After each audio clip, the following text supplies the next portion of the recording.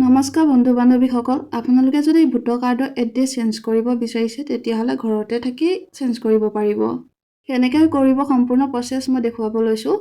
প্ৰথমতে আপোনালোকে আপোনালোকৰ মোবাইলৰ যিকোনো এটা ব্ৰাউজাৰ অ'পেন কৰি ল'ব। অ'পেন কৰি লোৱাৰ পিছতে তাতে টাইপ কৰিব ভোটাৰ আইডি কাৰেকশ্যন। মই যেনেকৈ লিখিছোঁ তেনেকৈ লিখি লৈ চাৰ্চ কৰি দিব। চাৰ্চ কৰি দিয়াৰ পিছতে এনেকুৱা বহুত ৱেবছাইট খোল খাব। তাতে প্ৰথমতে যোনটো ৱেবছাইট আছে ক্লিক কৰি দিয়াৰ পিছতে এনেকুৱা এখন চাৰ্ট খোল খাব। চাৰ্টখনত আপোনালোকে লগ ইন কৰিব লাগিব ৰেজিষ্টাৰ নাম্বাৰ আৰু পাছৱৰ্ড দি। যদি আপোনালোকে আগতে এইটো ৰেজিষ্টাৰ কৰা নাই তেতিয়াহ'লে মোক এটা কমেণ্ট কৰি জনাব। ইয়াৰ বিষয়ে মই এটা ভিডিঅ' আপোনালোকৰ আগলৈ দাঙি ধৰিম। ইয়াতে আপোনালোকে প্ৰথমতে ৰেজিষ্টাৰ নাম্বাৰটো বহাব লাগিব ওপৰতে, তাৰপিছত পাছৱৰ্ডটো বহাই লৈ ইয়াতে ৰিকুৱেষ্ট OTP ক্লিক কৰি দিব। ক্লিক কৰি দিয়াৰ পিছতে আপোনালোকলৈ এটা ওৱান টাইম পাছৱৰ্ড আহিব, এইটো ইয়াতে বহাই দিব।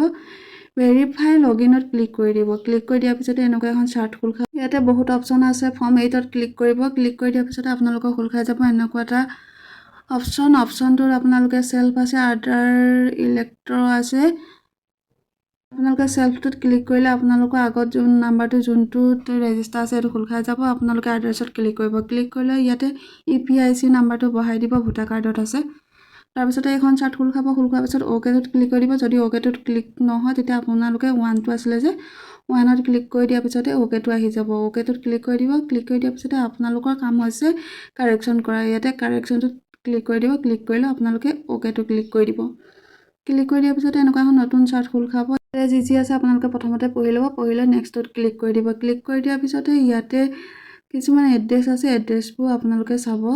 চাই লৈ এতিয়া ওপৰলৈ ঠেলাৰ পিছত দেখা পাইছে নেম চেঞ্জ কৰিব পাৰিব, জেণ্ডাৰ চেঞ্জ কৰিব পাৰিব, date of birth, relationship change কৰিব পাৰিব, এড্ৰেছ, মোবাইল নাম্বাৰ, ফটো ইয়াতে দেখা পাইছে চেঞ্জ কৰিব পাৰিব। আমাৰ এড্ৰেছ চেঞ্জ কৰিব লাগে, সেইকাৰণে এড্ৰেছটোত ক্লিক কৰিলোঁ। ক্লিক কৰাৰ পিছতে আপোনালোকৰ ইয়াতে যি এড্ৰেছ হয়, হাউচ নাম্বাৰ দিয়া আছে, হাউচ নাম্বাৰ বহাব লাগিব। ষ্টেট দিয়া আছে, ষ্টেট বহাব লাগিব। টাউন অব্লিক প্লেচ, আপোনাৰ ঘৰ গাঁৱত হয় নে চহৰত হয়, গাঁৱত হ'লে গাঁওখনৰ নাম লিখি দিব। চহৰত হ'লে চহৰৰ য'ত বাস কৰি আছে সেইখনৰ নাম লিখি দিব। তাৰপিছতে আপোনাৰ তলত আছে পোষ্ট অফিচ, পোষ্ট অফিচৰ নাম লিখিব। তাৰপিছতে আছে পিনক'ডৰ নাম লিখিব। মণ্ডল অফিচ ক'ৰ হয় সেইটো লিখি দিব, লোকেশ্যনটো।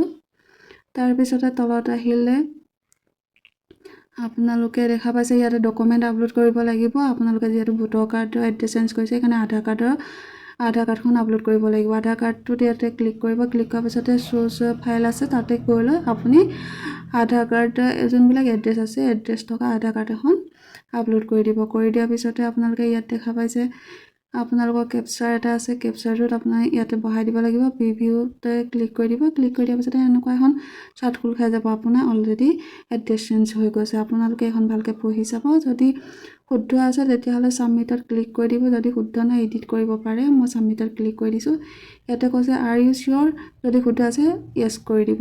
কৰি দিয়াৰ পিছতে ডাউনলোড একনলেজমেণ্ট আছে, আপোনালোকে ইয়াতে একনলেজমেণ্টখন ডাউনলোড কৰি ল'ব পাৰে। ইয়াতে মই ঢাকি দিয়া নাম্বাৰটো আপোনালোকে স্ক্ৰীনশ্বট মাৰি ৰাখিব।